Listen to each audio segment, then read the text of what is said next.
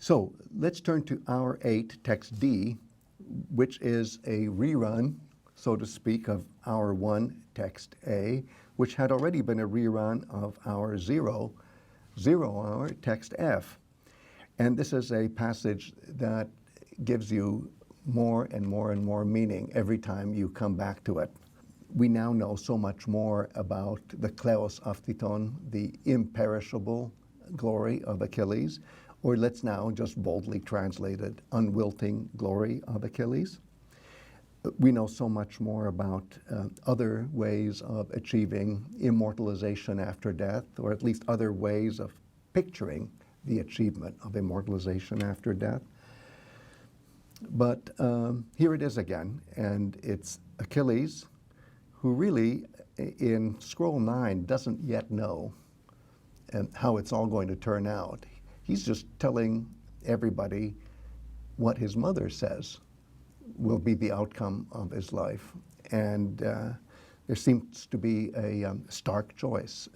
Either I, Achilles, go home, have a nostos, and live to a very satisfying long life, at least materially satisfying long life, or I stay here at Troy, I die in the flower of my youth, but at least I get a Kleos, an epic glory that will be unwilting forever. And I draw attention again to the corresponding expression in the Homeric hymn to Demeter in the previous text that we saw, text C of Hour 8, where the consolation, the compensation for death is a hero cult, a tīmē, that is unwilting, aphthitos. Here, going back to the number one hero of the Iliad, the consolation for death, if he chooses that route, is a Kleos, a glory that is unwilting forever. And that glory, of course, is the medium of Homeric poetry. Which itself will just never be unwilting because it will be recurring on a seasonal basis too. It'll right? be It's recurring. context. And how will it be recurring? Well, we're now exploring how that recurrence will happen. It'll happen at festivals, just as the tīmē of Demephon, the baby, will be unwilting forever because of recurring festivals. But in this case, in the case of Achilles, the recurring festival will be an event like the Panathenaic festival that is celebrated every 4 years in Athens. I'm saying an event like that because there are other historical situations where that kind of event happened, including in Asia Minor, the so-called Panionian festival, which was organized by the Confederation of 12 Cities, the Dodecapolis. So I'm not saying that Athens is the only venue where this kind of recycling that leads to an unwilting Kleos can happen, but it's certainly the one historical situation that we can reconstruct most accurately. And now we've seen this metaphor of unwilting several times. So is there something special about metaphor itself that is so key to this idea of taking something that happens once and turning it into something that happens many times?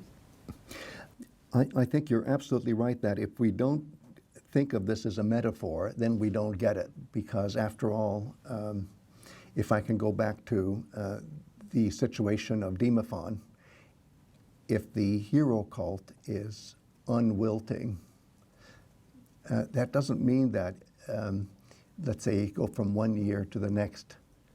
It doesn't mean that there won't be wilting. Of course there will. So there'll be death and return to life, death and return to life. And so what makes something unwilting is just looking at it projected into the future, that this cycle will keep recycling. So it's almost not denying the fact that a plant does wilt. If it looks like a plant and if it smells like a plant, well, it's a plant. And so you expect it to wilt. But there's something that makes it come back to life. And so the unwiltingness, that absolutizing negativity, has to do with looking maybe in a linear way into the future. So it's not about total rigidity or lack of change, No, let's say, no. but it's about this recycling. It's we about have the word recycling. Telos right here, right? Which Yes, you have shown. Which is, after all, telos, the moment of death, is in the mind of the speaker, the end of the line. It can be, you go from A to B, or it can be, and we know from the meaning of telos, and we'll see this again and again, even as late as hour 20, we'll see it even more clearly there, is some speaker may think of telos as the end. I'm going from point A to point B, but actually point B may be the point where things recycle back to A. So the word telos is already indicating the potential for recycling, for coming full circle. And there are definitely two models for telos. It's either an end of a line or a coming full circle. But definitely the only way to imagine eternity is by way of recycling. And you still have the idea of growing and wilting, but the end result, I shouldn't have said end result because that makes it again linear, but the outcome is an open-ended outcome because there is this potential of starting all over again with every spring. And after all, isn't that what Demeter is about too, as the goddess of vegetation? She accepts death, Right. but there's still a coming back to life after death. Well, I was just wondering, so in this text, one of the things I learned reading this was a different translation you had for Lēthē, right? Which is to Yes. be disconnected as Yes. opposed to forget. So is Yes. it a matter of disconnecting and then reconnecting? Is that the telos? That is a beautiful way of thinking about it because disconnection isn't permanent. It's reconnection that's permanent.